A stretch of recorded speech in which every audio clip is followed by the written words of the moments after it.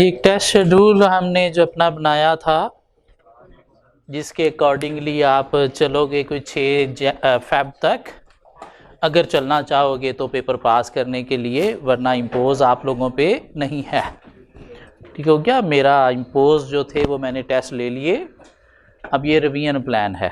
अगर आप लोगों ने वाकई ही अच्छी इफेक्टिव रिवीजन करनी है टारगेट बना के, ताकि 6 फरवरी तक हमारा BM-BS प्रिपेयर हो जाए, उसके बाद हम बाकी सब्जेक्ट्स को देख सकें, तो आप इस पे चल सकते हो। चैप्टर 11 का हमारा एक टेस्ट हुआ था फ्राइडे को, जो पूरी क्लास में से 29% स्टूडेंट ने दिया। वजह क्या बनी उस चीज़ की? सिलेबस ऑन पीक, तो मतलब वो 15 नंबर का पेपर हमारा छूट जाए तो आप BM-BS पास कर लोगे, ये चाहते हो? या उसको आप खुद से प्रिपेयर करना चाहते हो पेपर वाली रात को? क्या ख्याल है?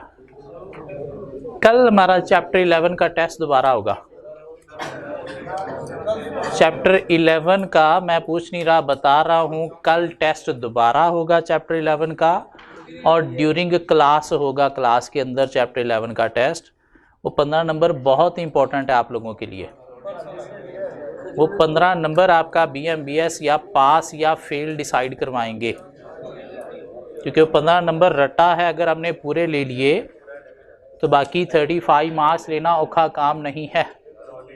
सो कल हमारा चैप्टर 11 का टेस्ट होगा, क्लास के अंदर होगा। जिन्होंने दे दिया उनको कोई परेशानी, कोई मसला नहीं है। उन्होंने सिर्फ घंटा जाके आज एक दफ़ा दोबारा देखना है। हाँ, जिन्होंने नहीं दिया उनके लिए परेशानी है कि उनको आज जाके दोबारा 4-5 घंटे देने हैं उसे, और वो चैप्टर प्रिपेयर करना है। अभी प्रिपेयर कर लेंगे तो ये प्रिपेयर हो जाएगा, वरना नहीं होगा। सो कल क्या डेट है?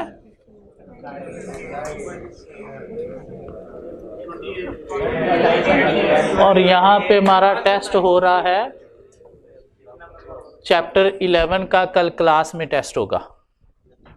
और उसके बाद वेडनेसडे को हमारा चैप्टर 6 है, और आगे ये शेड्यूल के अकॉर्डिंगली हम चलेंगे।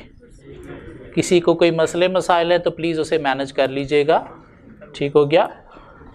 क्योंकि मसले अब और कोई नहीं होने चाहिए, अब एक ही मसला होना चाहिए, study study and study.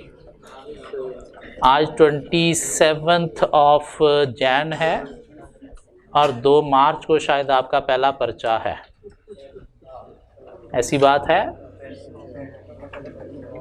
About 1 month है, चलें 2-3 दिन ऊपर भी होंगे, लेकिन कोशिश करें आप थोड़ा सीरियस हो जाएं।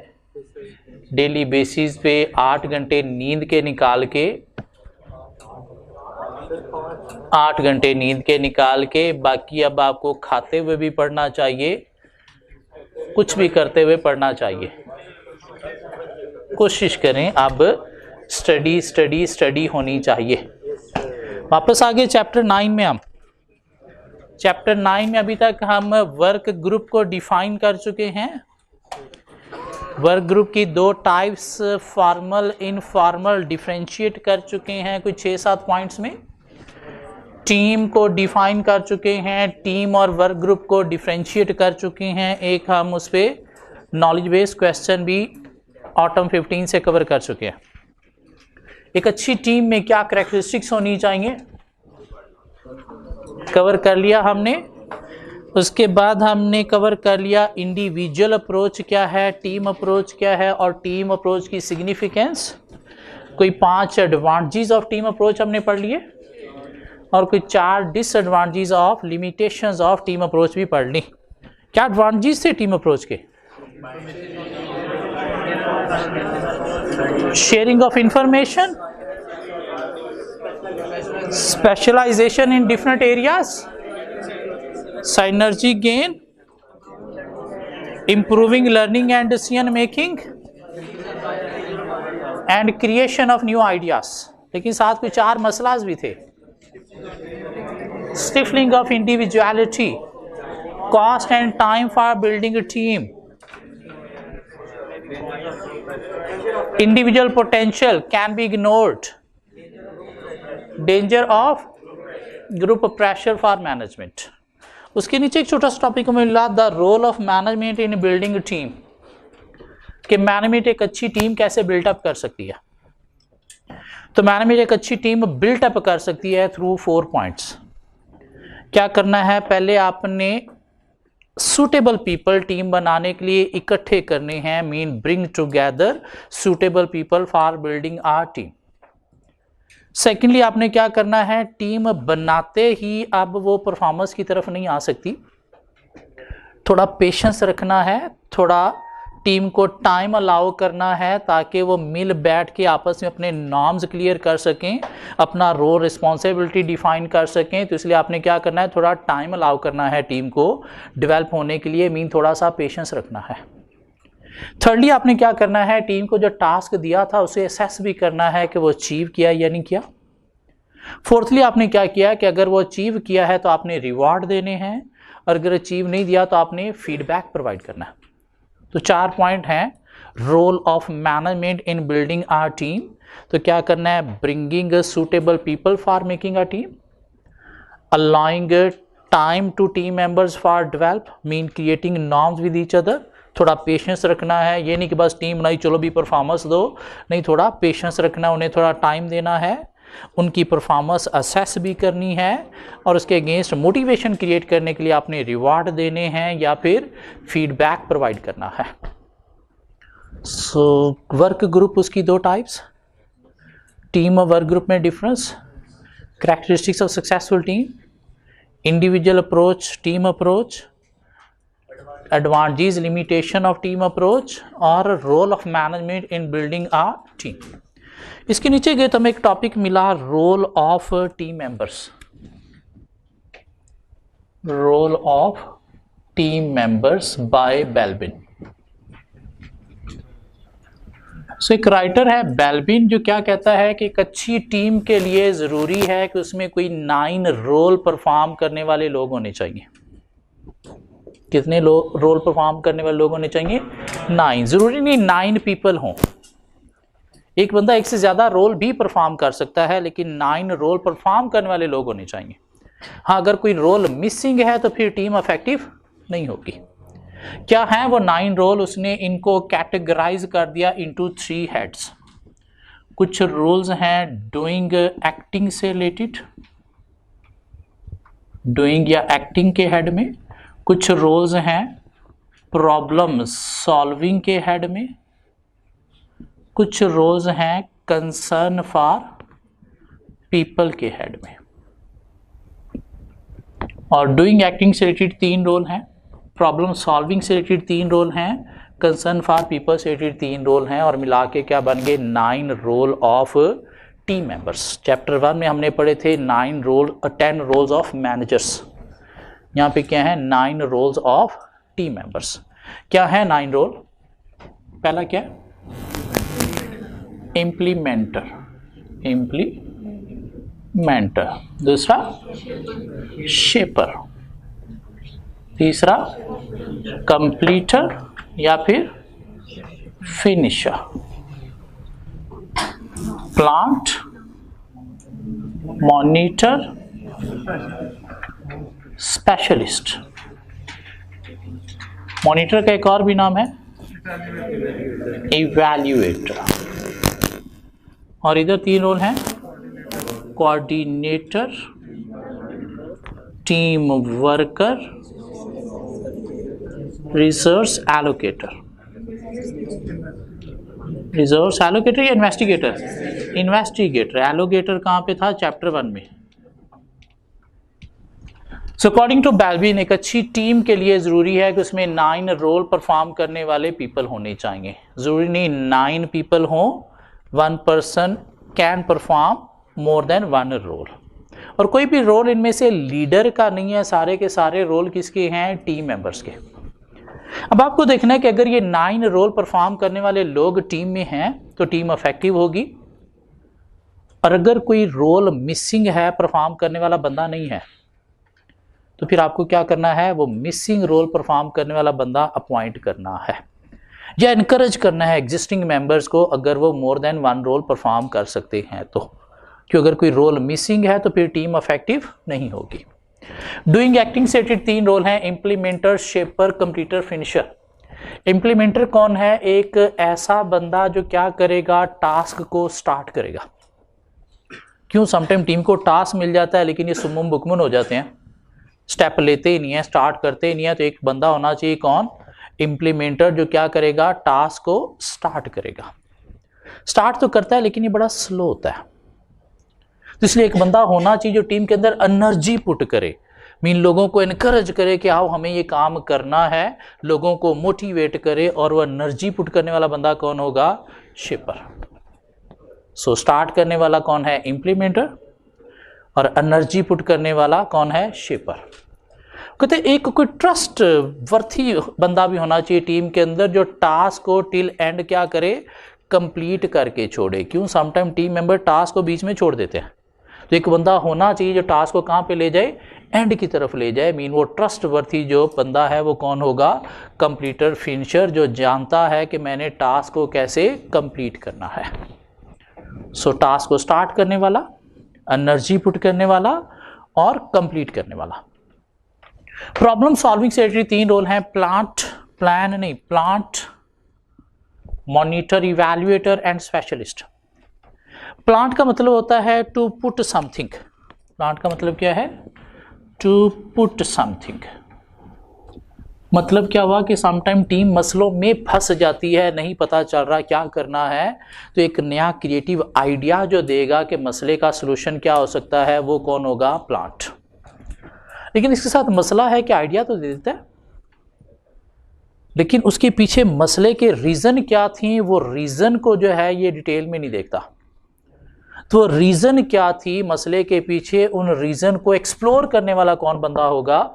मॉनिटर या इवैल्यूएटर, जो क्या करेगा? डिटेल में रीजन देखेगा, मसले के इश्यूज देखेगा कि क्या मसला आया था, क्यों आया था, ताकि फ्यूचर में उसे अवॉइड किया जा सके।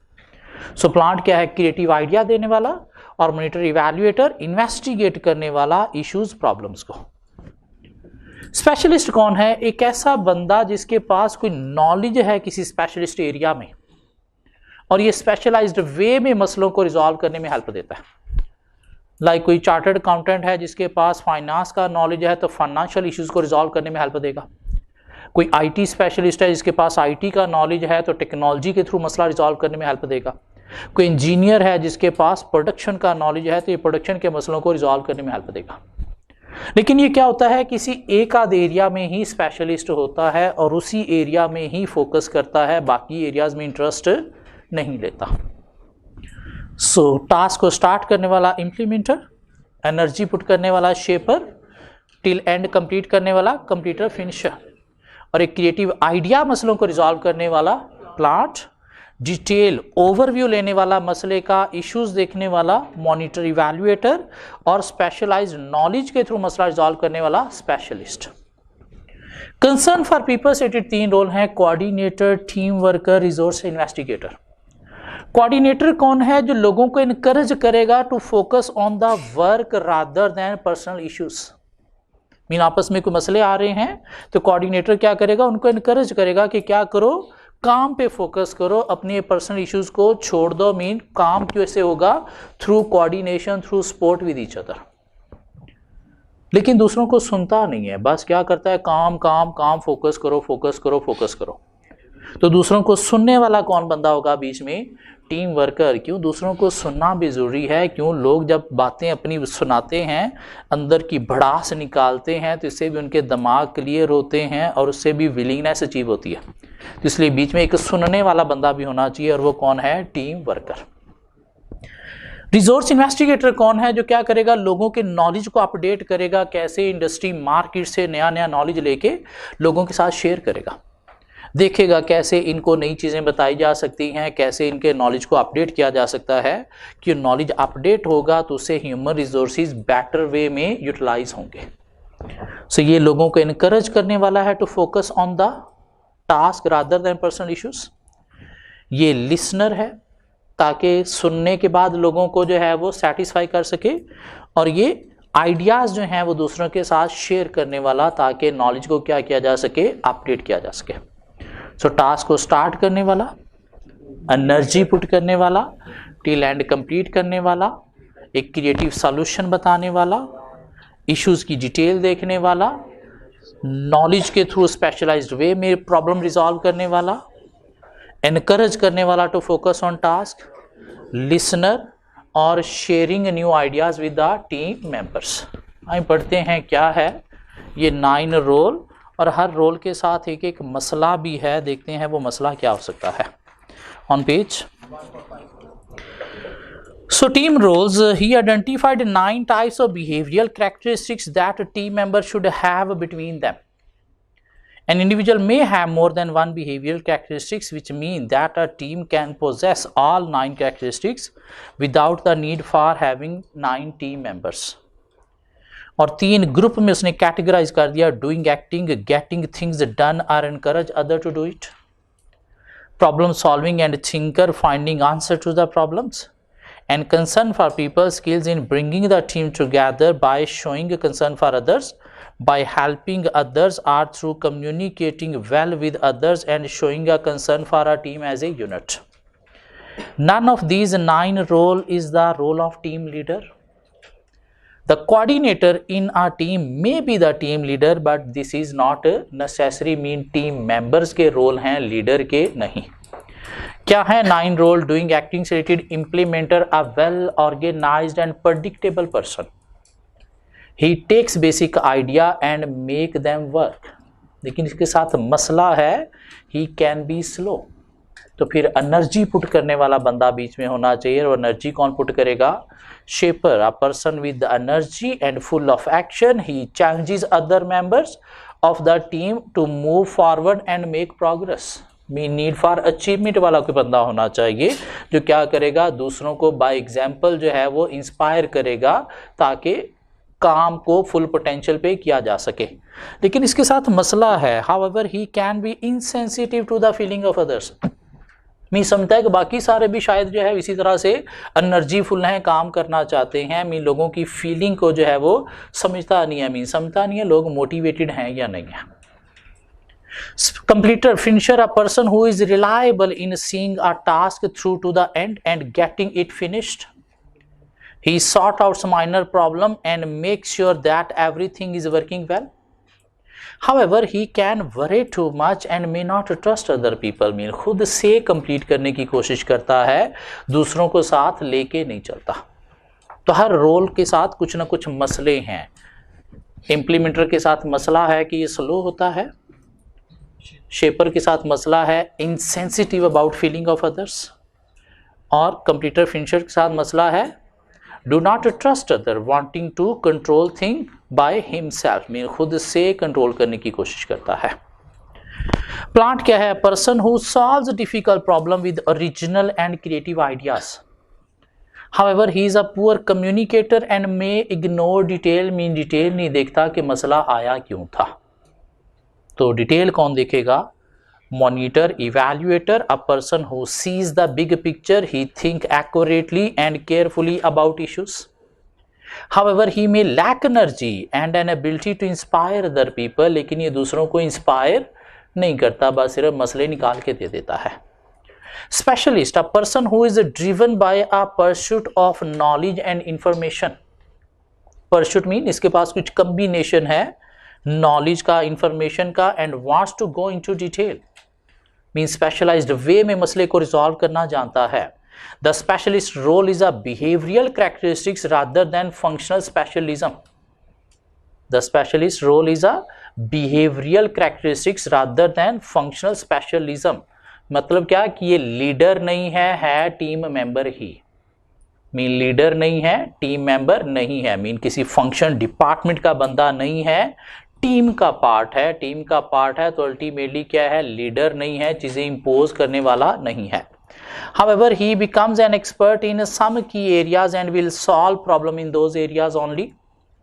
He may be disinterested in all other areas of the team activities, और सिर्फ अपने एरिया को ही फोकस करेगा, अदर एरियाज को फोकस नहीं करता।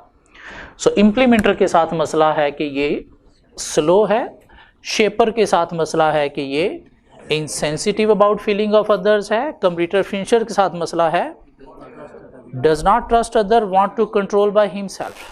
प्लांट के साथ मसला है poor communicator and do not go into detail.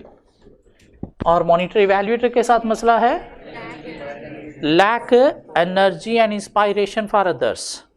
और स्पेशलिस्ट के साथ मसला है focusing on his own area and disinterested about other areas.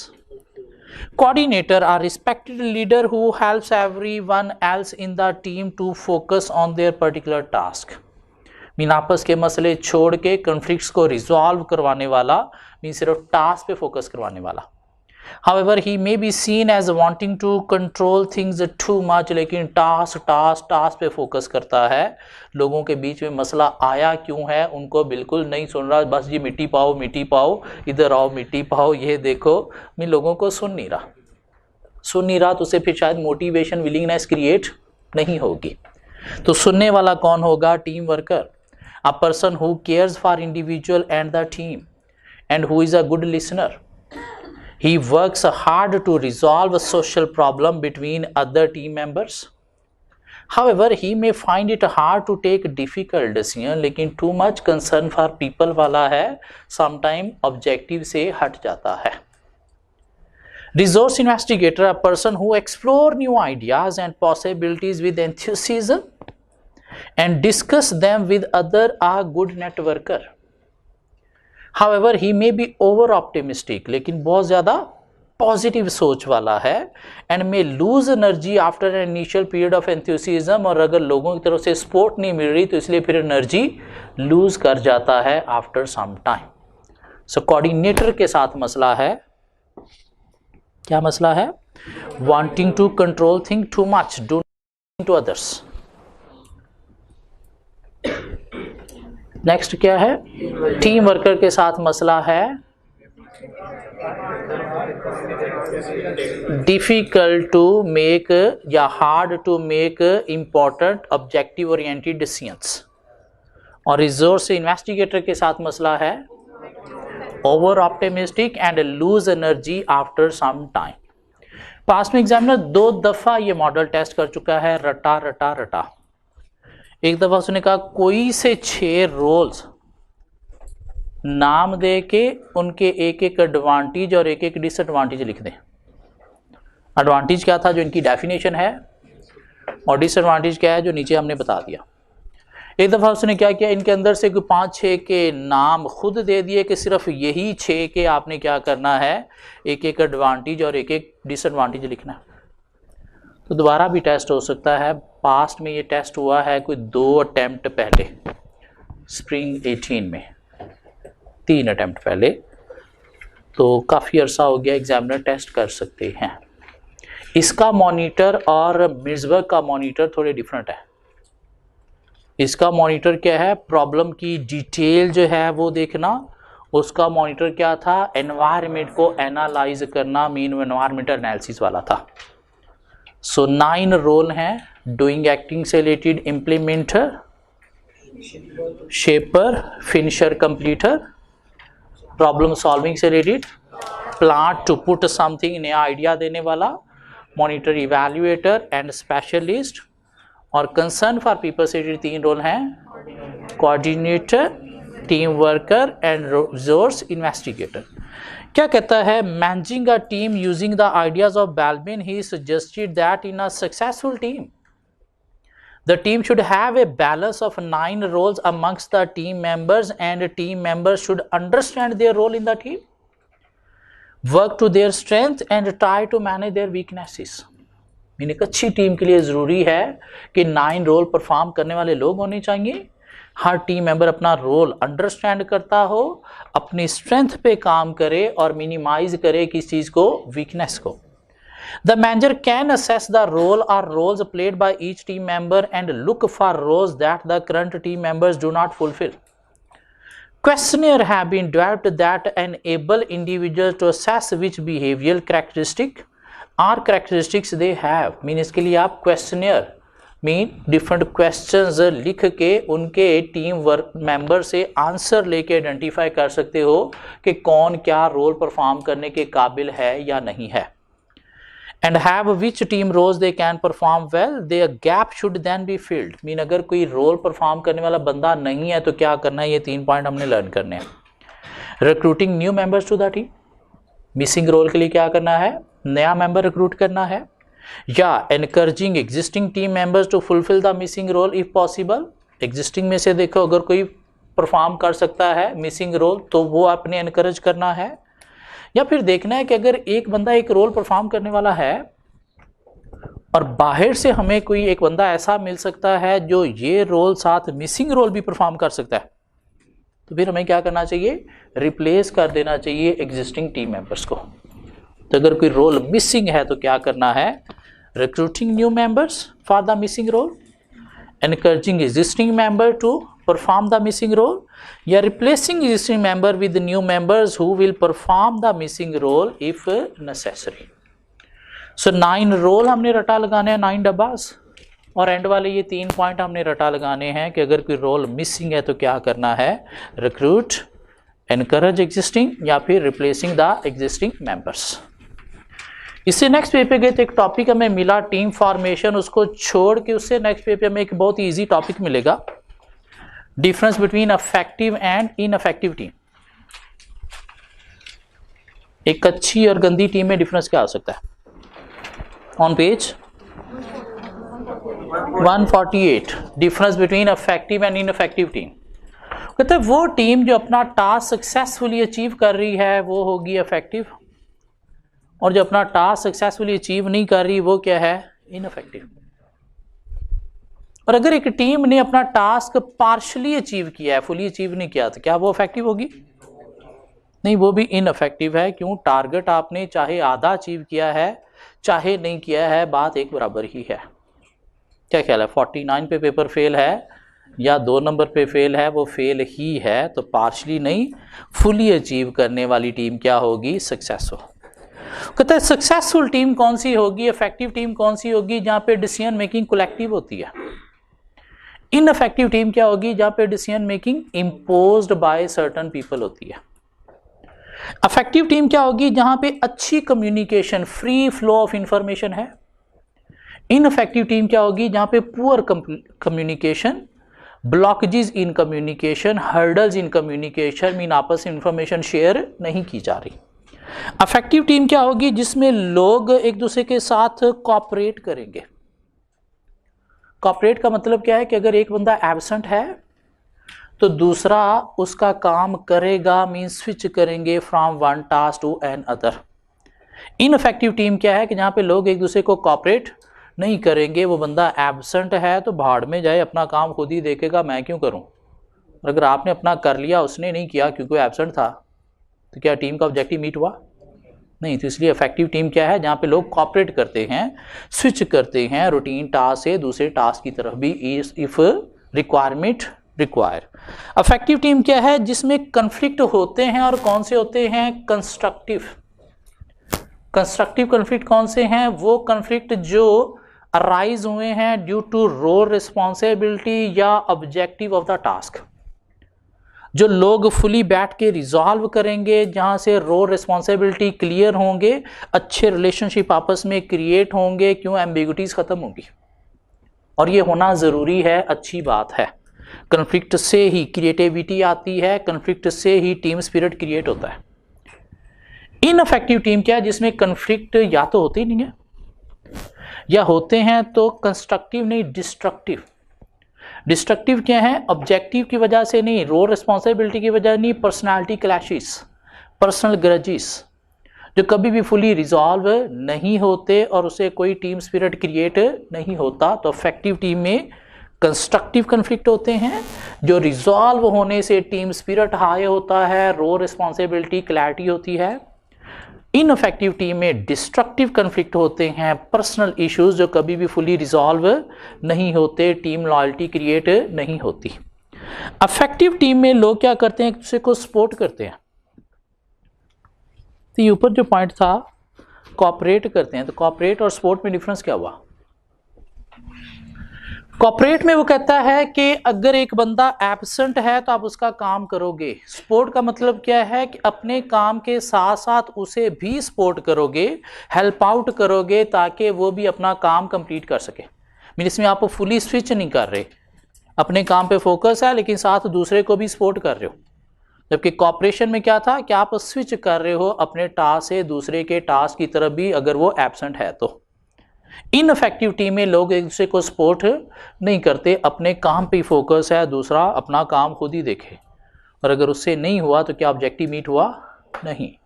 Affective team में team spirit, team loyalty, team relation जो है वो अच्छे होते हैं। इनफेक्टिव टीम में टीम स्पिरिट, टीम लॉयल्टी लो होती है, रिलेशनशिप पुअर होते हैं। सो सक्सेस टास्क अचीव करने वाली अफेक्टिव, ना अचीव करने वाली या पार्शियल अचीव करने वाली इनअफेक्टिव। कम्युनिकेशन अच्छी है तो अफेक्टिव, ब्रेकडाउन है पुअर कम्युनिकेशन तो ineffective. Decision making collective consensus है तो, और अगर इम्पोज्ड बाय टीम मेंबर है तो इनअफेक्टिव। अफेक्टिव टीम में कॉपरेशन होती है, सपोर्ट होती है। इनअफेक्टिव में no cooperation, no support. Effective में कंस्ट्रक्टिव कन्फ्लिक्ट, इनअफेक्टिव में डिस्ट्रक्टिव कन्फ्लिक्ट। अफेक्टिव में टीम स्पिरिट, लॉयल्टी हाई, जबकि इनअफेक्टिव में लो।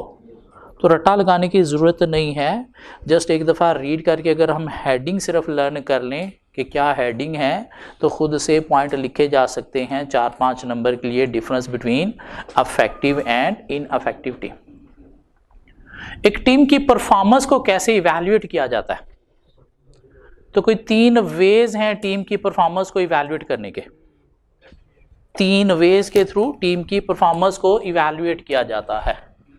परफॉर्मेंस इवैल्यूएशन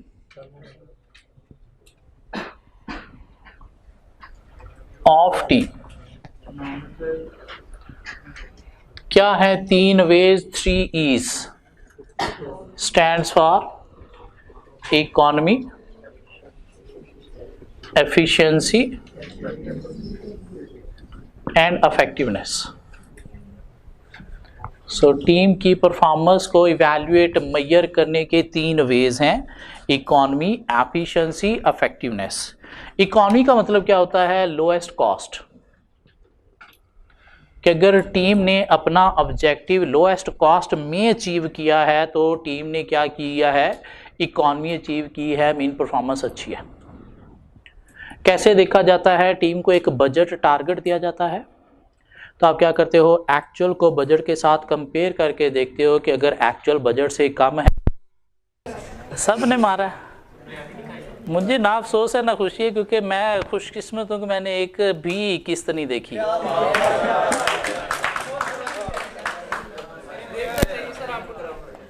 लेकिन मैंने वो इंटरव्यू सुने थे उसके राइटर के, कुछ वो बातें ठीक कर रहा था, कुछ बातें उसकी ठीक थी, काफ़ी बातें अच्छी थी। वापस आ गए। टीम की परफॉर्मेंस को कैसे इवैल्यूएट करना है? उसकी एक बात थी कि मर्द मासूम है, ये बेचारा जलील होता है तो पीछे कौन होती है? ये काफ़ी हद तक बातें उसकी ठीक थी। अपनी फैमिलीज़ में देखना आपको ये चीज़ें नज़र आएंगी, अपनी फैमिलीज़ में देखना आपको काफ़ी जगहों पे ये बातें नज़र आएंगी। सो एक टीम की परफॉर्मेंस को कैसे इवैल्यूएट करना है? Using 3 E's। इकॉनमी क्या है? लोएस्ट कॉस्ट देखना। कैसे देखेंगे? By comparing budget with actual, कि अगर एक्चुअल बजट से बिलो है तो दिस मीन कंपनी ने टीम ने इकॉनमी अचीव की है, मीन परफॉर्मेंस अच्छी है। एफिशिएंसी का मतलब क्या है? Minimum input maximum output, minimum resources use करते हुए मैक्सिमम प्रोडक्शन करना या मैक्सिमम यूनिट प्रोड्यूस करना, ये क्या है? एफिशिएंसी।